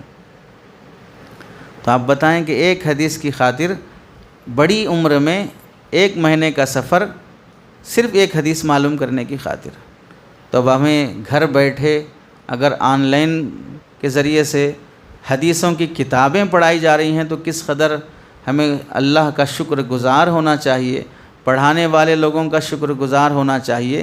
جس حدیث کی خاطر ہمیں اپنے چپل گھسا لینے چاہیے تھی، وہ حدیث ہمیں گھر بیٹھے مل رہی ہے، تو پھر بھی بولتے ہیں کہ مول صاحب ٹائم ہی نہیں ہے میرے پاس، یہاں سے وہاں، وہاں سے یہاں، یہاں سے وہاں، وہاں سے یہاں۔ تو جی کیسے رہے ہو بغیر ٹائم کے؟ کیونکہ ٹائم ہی نہیں ہے تو کھانا کا کھا رہے ہو آپ، ٹائم ہی نہیں ہے تو واش روم کب جا رہے ہو آپ، ٹائم ہی نہیں ہے تو سو کب رہے ہو آپ۔ معلوم ہوا کھانے کے لیے بھی ٹائم ہے، سونے کے لیے بھی ٹائم ہے، واش روم کے لیے بھی ٹائم ہے، بیوی بچوں کے لیے بھی ٹائم ہے، ہر کام کے لیے ٹائم ہے۔ اگر ٹائم نہیں ہے تو آپ کو صرف پڑھنے کے لیے ٹائم نہیں ہے، اس لیے ٹائم نکالنا چاہیے۔ اور امام غزالی رحمۃ اللہ علیہ نے لکھا ہے، علم حاصل کرنے کے بعد جب بندہ محنت سے علم حاصل کرتا ہے تو اللہ تعالیٰ اسے ادب کے ساتھ علم حاصل ہو۔ ادب کیا ہے؟ عاجزی ہو، فروتنی ہو، چھوٹا بن کر چلنا۔ کوئی بھی ڈگری ہو آپ کے پاس، وہ ڈگری آپ کو مبارک، لیکن یہاں پر آپ ایڈمیشن لیے ہیں، داخلہ لیے ہیں بحیثیت طالب علم۔ ظاہر سی بات ہے، مثال کے طور پر اگر ملک کا وزیر اعظم بھی اگر ڈاکٹر کے پاس جائے اور وہ ڈاکٹر ڈینٹال ہو تو کیا بولے گا ڈاکٹر صاحب کو؟ دانتوں کا ڈاکٹر، منہ کھولیے، تو پرائم منسٹر صاحب بولیں گے نہیں کھولوں گا، ایسا تھوڑی بولیں گے، کھولو بولے تو کھولنا پڑتا، اس کے بغیر کام نہیں بنے گا آپ کا۔ اب نائی کے پاس گئے تو اب نائی کیا کرے گا؟ وزیر اعظم بھی کیوں نہ ہو، سر پہ ہاتھ رکھے گا، ادھر گھمائے گا، ادھر گھمائے گا، سر جھکائے گا، فلاں کرے گا، شرافت سے بیٹھنا پڑے گا آپ کو۔ اگر بولیں گے کہ بھئی نہیں ہم نہیں گھمائیں گے، نہیں کریں گے، نہیں جھکیں گے، تو نہیں چلے گا ایسا۔ جہاں جاتے ہیں وہاں کے آداب بجا لانا پڑتا ہے، ایسے ہی علم کے لیے بھی علم کے آداب بجا لانا پڑتا ہے۔ تو چھوٹا بن کر چلنا اپنے بڑے کے پاس۔ بڑا کون ہے؟ آپ کو پڑھانے والا۔ چنانچہ دیکھیں، جب بندہ علم حاصل کرتا ہے آداب کے ساتھ تو اللہ تعالیٰ اسے عزت عطا کرتے ہیں۔ ایسے ہی طلباء کو بعد میں اللہ تعالیٰ خدمت دین کے موقع بھی دیتے ہیں اور ان کے علم کو بافیض بناتے ہیں جو ادب کے ساتھ علم حاصل کرتے ہیں۔ حضرت ابو الدرداء فرماتے ہیں، ایک مسئلہ سیکھنا پوری رات کے قیام اور نوافل کے پڑھنے سے مجھے زیادہ پسندیدہ ہے۔ تو اس لیے علم حاصل کرنے میں کبھی آر محسوس نہیں ہونی چاہیے، تکبر نہیں دکھانا چاہیے، خوب محنت سے پڑھنے کا اہتمام ہو۔ تیسرا اور آخری ادب حصول علم کے سلسلے میں یہ ہے کہ علم حاصل کرنے کے سلسلے میں مال خرچ کرنا کوئی عیب کی بات نہیں ہے۔ علم حاصل کرنے کے سلسلے میں مال کا خرچ کرنا کوئی عیب کی بات نہیں ہے۔ بزرگان دین علم کی راہ میں خوب مال خرچ کیا کرتے تھے۔ چنانچہ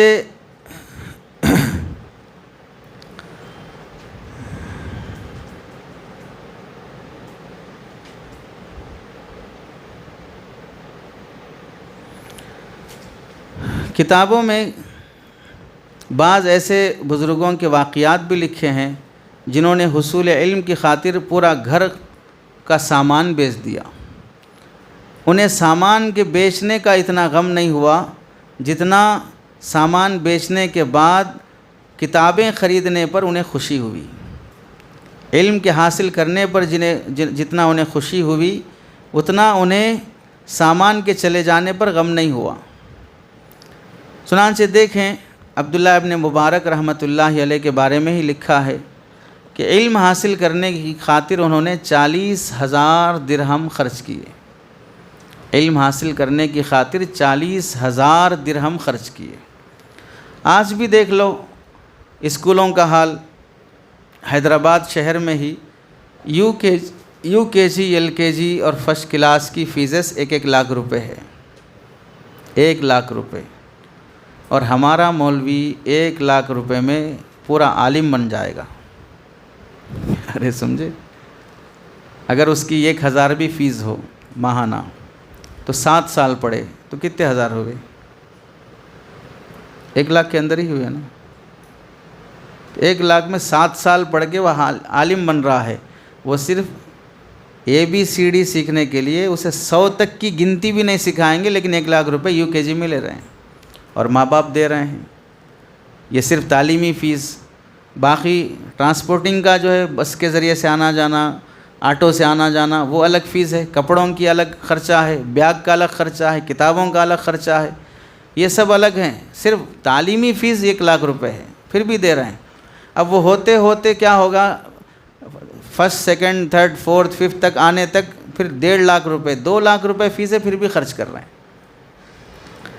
صرف دین کا علم جب حاصل کرنے کی بات آتی ہے تو لوگ پریشان ہو جاتے ہیں کہ بھئی کہ حافظ بننے کے واسطے بھی فیس لیتے، عالم بننے کے واسطے فیس لیتے، فلاں کے لیے فیس لیتے۔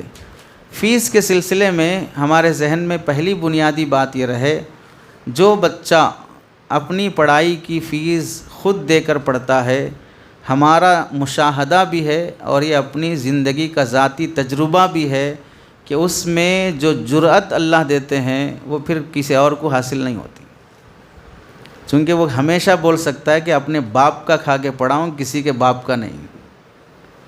ارے سمجھے، تو پھر ڈرنے کا مسئلہ نہیں رہتا ہے۔ صدر صاحب سے ڈرو، کمیٹی سے ڈرو، فلاں ممبر سے ڈرو، فلاں سے ڈرو، کچھ بھی نہیں رہتا ہے، چونکہ یہی تصور رہتا جب بچپن میں اللہ نے کھلایا تو اب 55 میں بھی کھلائے گا، بڑی عمر میں بھی کھلائے گا۔ تو کوئی صدر ہمارا رزاق نہیں ہے، روزی روٹی کا مالک نہیں ہے۔ تو بولنے میں آدمی کو ہمت ہوتی ہے، اپنے علم پر اعتماد ہوتا ہے۔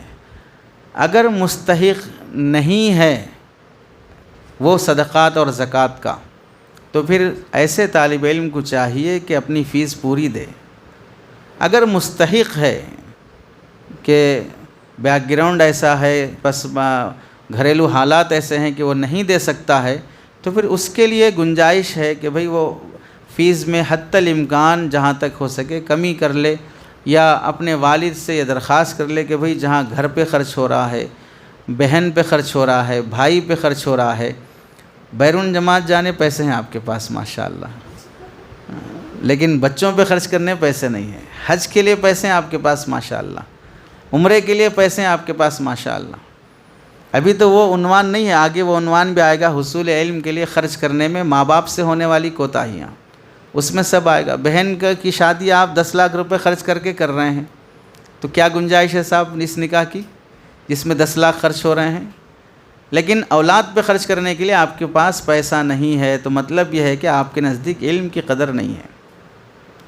مسجد کو چندہ دینے پیسہ ہے، عمرے کو جانے پیسہ ہے، اور بچے کا برتھ ڈے کرنے کے لیے پیسہ ہے، ماں کی برسی کرنے کے لیے پیسہ ہے، اور دوسرے تقاضوں کے لیے پیسہ ہے، اجتماع کے لیے دینے کے لیے پیسہ ہے، سب کاموں کے لیے پیسہ ہے آپ کے پاس، لیکن اولاد پہ خرچ کرنے کے لیے نہیں ہے، تو آپ کو سوچنا چاہیے۔ تو اس لیے پیسہ اگر خرچ ہوتا ہے تو اس میں اللہ تعالیٰ یہ صدقے اور زکوٰۃ وغیرہ کی وجہ سے جو امراض ہوتے ہیں یا روحانی بیماریاں ہوتی ہیں، اللہ اس سے محفوظ رکھتے ہیں۔ تو ہر بندے کو اپنا پیسہ خرچ کرنے کی کوشش کرنا چاہیے۔ اور دوسری بات یہ دیکھیں کہ یہ جو ابھی جملہ آیا کہ بھئی میں نے اپنے باپ کا کھایا ہے، کسی کا نہیں کھایا، یہ بات اپنے باپ کو نہیں بول سکتے، دوسروں کو بول سکتے ہیں۔ ارے سمجھے، تو جیسے اپنے باپ کو یہ بات نہیں بول سکتے، ویسے فیس دیتے ہوئے اپنے ادارے کو وہ یہ بات نہیں بول سکتے۔ ارے سمجھے، چونکہ ادارے کے اساتذہ بھی باپ کے درجے میں ہی ہوتے ہیں، جیسے اپنے باپ کو وہاں نہیں بول سکتے، ایسے یہاں بھی نہیں بول سکتے۔ تو فیس دیتے ہوئے کوئی یہ نہیں بول سکتا کہ میں اپنے باپ کا کھا رہا ہوں، کسی اور کا نہیں کھا رہا ہوں۔ تو ہم کھانے پہ بات نہیں کر رہے ہیں، آپ کو پڑھائی پہ بات کر رہے ہیں، آپ کو آپ کا باپ نہیں پڑھا رہا، میں پڑھا رہا ہوں۔ تو اس واسطے اس میں آپ یہ بات اپنے اساتذہ سے یا انتظامیہ سے نہیں کہہ سکتے۔ حضرت یحییٰ ابن معین رحمۃ اللہ علیہ فرماتے ہیں، میں نے اپنے گھر کا سامان بیچ کر علم حاصل کیا ہے، اندازہ یہ ہے کہ میں نے 1,50,00,000 درہم خرچ کیے ہیں علم حاصل کرنے کے لیے. 1,50,00,000 درہم خرچ کیے ہیں. گھر میں کچھ باقی نہیں رہا، حتیٰ کہ میرے چپل بھی میں نے بیچ دیے اور ننگے پیر ہو گیا علم حاصل کرنے کی خاطر. تو آپ اندازہ کرو کیسا انہوں نے خرچ کیا ہے حصول علم کی خاطر. امام ذہبی رحمۃ اللہ علیہ لکھتے ہیں تذکرۃ الحفاظ جلد نمبر 2 صفحہ نمبر 112 پر کہ میں نے 1.5 لاکھ روپے خرچ کیے ہیں علم حاصل کرنے کی خاطر. اور آپ کو پہلے یہ معلوم ہو جائے کہ یہ جتنے بھی لوگ ہیں یہ 2025 میں پڑھے ہوئے لوگ نہیں ہیں. ارے سمجھے، امام ذہبی اور امام یحییٰ ابن معین، عبداللہ ابن مبارک، یہ 2025-2020 کے لوگ نہیں ہیں. یہ لوگ تابعین ہیں جو صحابہ کے دیکھے ہوئے لوگوں کو دیکھے ہوئے. جس زمانے میں ان کے زمانے میں پورا بکرا 1 درہم میں آتا تھا، اس زمانے میں انہوں نے کروڑوں روپے خرچ کیے ہیں. ارے سمجھ رہے، پورا حج جس زمانے میں 5-10 روپے میں ہو جاتا تھا، اس زمانے میں کروڑوں روپے یہ علم کے لیے خرچ کیے ہیں. امام خطیب بغدادی رحمۃ اللہ علیہ لکھتے ہیں میں نے حصول علم کی خاطر 2 کروڑ دینار یعنی سونا خرچ کیا ہے علم حاصل کرنے کی خاطر. عربی عبارت کیا ہے؟ والخطیب البغدادی قد بذل لطلب الحدیث 20,000 دینار. 1 کروڑ دینار خرچ کیے ہیں، 20 کروڑ دینار خرچ کیے ہیں، یعنی 20 کروڑ 20,000. تو اس کا مطلب ہوا 2 کروڑ دینار خرچ کیے ہیں علم حاصل کرنے کی خاطر. لغت میں بڑے بڑے ایسے علماء گزرے ہیں علم لغت کے، جیسے القاموس المحیط لغت کی کتاب ہے. آپ نے اپنی اس کتاب میں 60,000 لغت کے الفاظ معنی جمع کیے ہیں. اور انہوں نے علم حاصل کرنے کی خاطر جو خرچ کیا ہے لکھتے ہیں اشتریت ب50,000 مسقال ذهبا کتبا. میں نے 50,000 مسقال سونا خرچ کر کے کتابیں خریدی ہیں. 50,000 مسقال. اب یہ مسقال سمجھنے کے لیے آپ صرف اتنا اندازہ کر لو کہ 20 مسقال اگر کسی کے پاس ہے تو وہ صاحب نصاب ہے. صرف 20 مسقال. تو انہوں نے 50,000 مسقال خرچ کیا ہے علم حاصل کرنے کی خاطر. یعنی 20 مسقال پر جہاں بندہ صاحب نصاب بن جاتا ہے، یعنی آج کے زمانے کے حساب سے 9.25 تولے سونا جس کے پاس ہے وہ گویا کہ 20 مسقال سونا ہے. اور 9.25 تولے سونے کی قیمت آج مارکیٹ کے حساب سے تقریباً 12-15 لاکھ روپے ہوتی ہے صرف 20 مسقال کی. اور یہ 20 مسقال کو 50,000 مسقال سے ضرب دو آپ، کتنا ہوگا؟ تو انہوں نے علم کی قدر تھی تو خرچ کیا ہے. اب ہمارے پاس قدر نہیں ہے تو بولتے ہیں فیس نہیں دے سکتے، فیس اتنی نہیں ہو سکتی، فیس اتنا نہیں ہو سکتا، ایسا نہیں ہو سکتا. اور ماشاءاللہ ہر جمعرات ہوٹل کا کھانا اور پھر ہوٹل کے سموسے اور پابندی سے چائے، پانی کم چائے زیادہ پیتے ہیں. ہر کھانے کے بعد چائے، ہر کھانے سے پہلے چائے، سونے سے پہلے چائے. اور یہ سب ہوٹلوں کے اخراجات کے لیے پیسے ہیں اور حصول علم کی خاطر پیسہ نہیں ہے. تو آپ اندازہ کریں، یہ سب باتیں ان کے لیے ہیں جو خرچ کر سکتے ہیں پھر بھی نہیں کرتے ہیں. جو مستحق ہیں ایسے طلباء کے لیے بات نہیں ہے، چاہے وہ آن لائن ہو چاہے آف لائن ہو. اور جو مستحق نہیں ہیں پھر بھی نہیں دیتے ہیں تو ان سے یہ صاف صاف گفتگو ہے، چاہے دماغ کو لگے، دل کو لگے، برا لگے، کچھ بھی نہیں ہوگا. ارے سمجھے، حضرت تھانوی فرماتے ہیں لوگ کہتے ہیں کہ اگر برا نہیں سمجھے تو ایک بات بولنا چاہتا ہوں، اور میں بولتا ہوں ایک بات بول رہا ہوں، برا سمجھ جاؤ، کچھ نہیں ہوگا. کیا کر لو گے؟ کچھ نہیں ہے.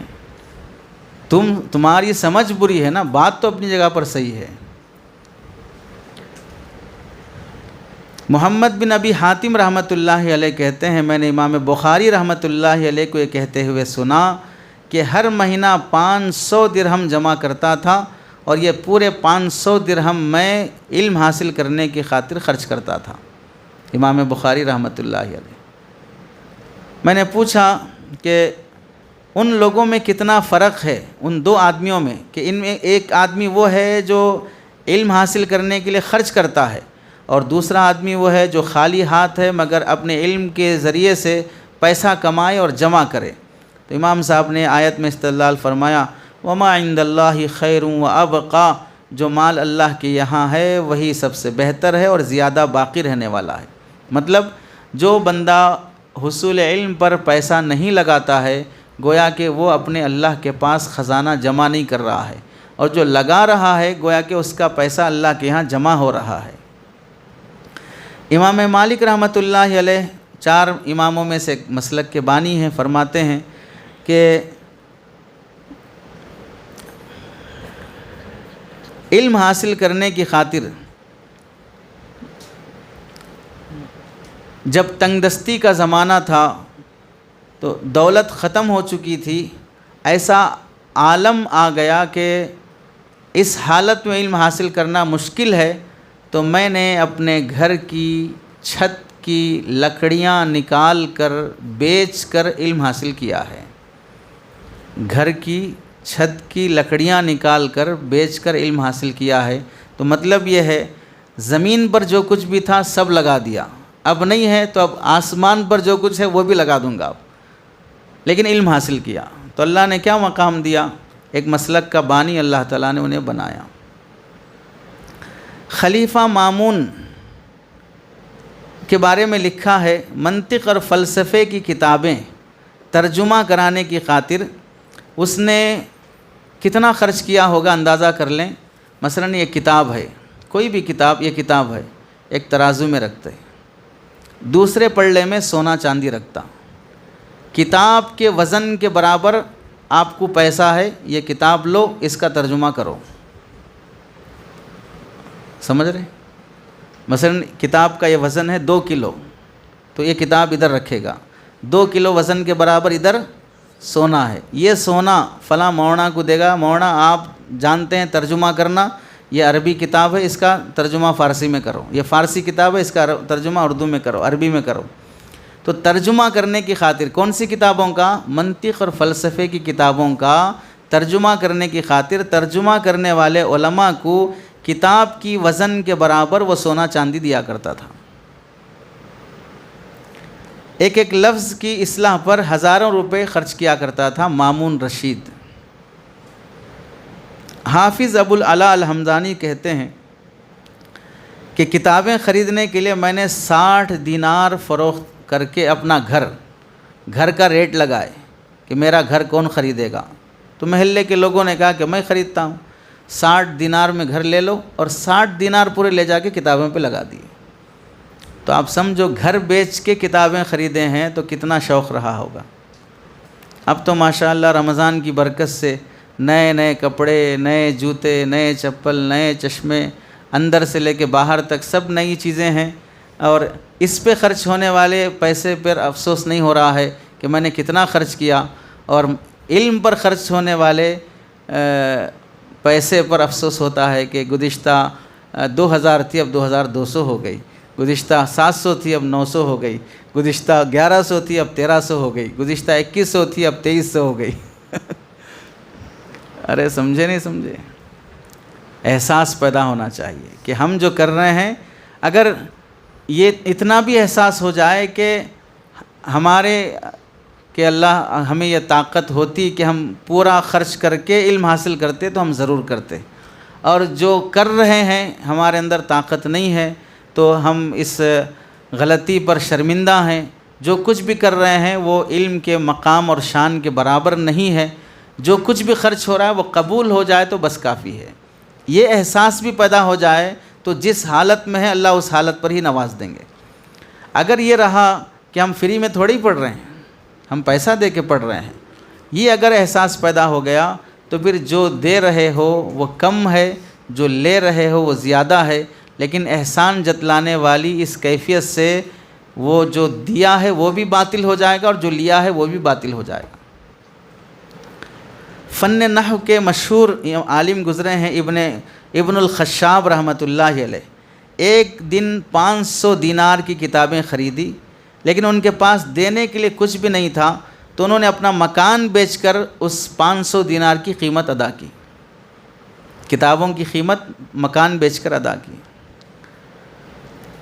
خدا بخش ایک آدمی کا نام گزرا ہے، اس کے والد تھے محمد بخش۔ اس کو سمجھنے کے لیے آپ دیکھیں کہ ہندوستان میں ایک مشہور لائبریری ہے خدا بخش لائبریری کے نام سے، دلی میں، انہی کے نام پہ ہو۔ تو انہوں نے 4000 مخطوطات دنیا بھر کے جمع کیے، اور وہ اپنی لائبریری میں جمع کرنے کے لیے اپنے خاندان کا پورا سرمایہ خرچ کر دیا۔ کیا جمع کرنے کی خاطر؟ ہاتھ سے لکھی ہوئی کتابیں جمع کرنے کی خاطر۔ تو ایسے ایسے لوگ گزرے ہیں جنہوں نے حصول علم کی خاطر مال خرچ کیا ہے۔ تو ہمیں ایک تو علم کی اہمیت اور قدر ہونی چاہیے، علم کے آداب کا اہتمام ہونا چاہیے، اور حصول علم پر خرچ کرنے کا جذبہ ہونا چاہیے۔ تو جذبے میں 2 باتیں رکھیں کہ ہم فیس کی ادائیگی میں کبھی بھی ایسا نہ سوچیں کہ ہم نہیں دے سکتے ہیں، پھر بھی زبردستی سے دینا پڑ رہا ہے۔ جو کچھ بھی ہم خرچ کر رہے ہیں خوشی سے خرچ کریں۔ اور دوسری بات اس کا لحاظ رکھیں، خرچ کرنے میں، علم حاصل کرنے میں کتابوں کی ضرورت پڑے تو کتابیں خریدنے میں کبھی بھی کنجوسی نہیں کرنا چاہیے، کتابیں خریدنے میں کبھی بھی کنجوسی نہیں کرنا چاہیے۔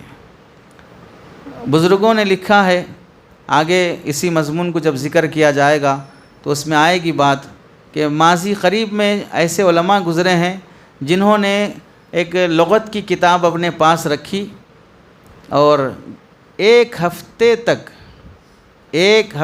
تک فاقہ پانی پیا، اسی پہ گزارا کیا۔ جب بھوک حد سے زیادہ بڑھ گئی کہ اب گزارا مشکل ہے اور گھر میں کچھ بھی نہیں ہے کھانے کے لیے، تو وہ جو ایک کتابوں میں سے ایک کتاب لی اور اسے بیچنے کے لیے مارکیٹ میں آئے، تو بار بار سوچتے کہ بھئی یہ کتاب بیچوں نہ بیچوں۔ بالآخر بھوک زیادہ ہو گئی، اس کے بغیر کچھ چارہ نہیں ہے، تو کتاب بیچنے پہ راضی ہو گئے، اور 40 درہم یا 60 درہم میں وہ کتاب بیچی۔ خریدنے والے جب صاحب نے کتاب کھول کر پہلا پنہ کھولا، تو جیسے آپ پہلے پنے پر آپ اپنے جذبات کا اظہار کیے رہتے ہیں، حکایت اللطیف کی حکایت کی طرح کہ فلاں بندہ تھا جو مہینے میں 3 دن دیوانہ ہو جاتا تھا، تو ویسے وہ دیوانگی کے آثار جو پہلے پنے پہ آپ کے نظر آتے ہیں، ویسے جب انہوں نے پہلا پنہ کھولا تو اس میں لکھا ہوا تھا کہ میں نے 20 سال سے اس کتاب کو اپنے سینے سے لگا کر رکھا ہے، اور آج فخر نے یہ مجبوری پیدا کر دی کہ اس کو اپنے سینے سے جدا کر رہا ہوں۔ اگر فاقہ اس درجے تک نہ پہنچتا تو میں اس کتاب کو کبھی اپنے سینے سے جدا نہ کرتا۔ یہ انہوں نے لکھا اس پہ۔ خریدار نے جب پڑھا تو آنکھوں سے آنسو آ گئے، تو اس نے بند کیا اور کہا کہ بھئی وہ 60 دینار بھی رکھ لو اور یہ کتاب بھی رکھ لو آپ۔ تو آپ دیکھو ان کے نزدیک کیسی قدر ہوگی ایک ایک کتاب کی، اور آپ کی کارگزاری اور آپ کے جو اسکیننگ رپورٹ ہے اس میں لکھا رہتا ہے کہ گزشتہ سال جاتے ہوئے کتابیں چھوڑ کے چلے گئے تھے، کتابیں یہیں رہ گئی تھی۔ تو آپ دیکھ لو تفاوت کیسا ہے۔ وہ سزا ہمارے نزدیک کیوں شمار ہوتی ہے کہ بھئی جانتے ہیں کہ کتابوں کی قدر کیا ہونی چاہیے، اور انجانا ہے تو اس واسطے ناقدری کر رہا ہے، تو قدردانی پیدا کرنے کی خاطر غلطی پر تنبیہ کی جاتی ہے کہ ایسا نہیں ہونا چاہیے۔ لیکن یہ عقل آنے تک آپ کے ہاتھوں سے کئی کتابیں چھوٹ جاتی ہیں، تو آپ جن کے ماتحت علم حاصل کر رہے ہیں وہ خیر خواہی میں آپ کی غلطی کی تنبیہ کرتے ہیں کہ بھئی عقل آنے تک کئی نقصان بھگت لیتے، ہم راستے پہ چل رہے ہیں، انگلی پکڑ کے چلو، سن کے چلو۔ تو یہ چند بنیادی باتیں تھیں پہلی مجلس کی آپ حضرات کے سامنے حصول علم سے متعلق۔ اللہ سے دعا ہے کہ اللہ تعالیٰ ان باتوں پر عمل کی توفیق نصیب فرمائے۔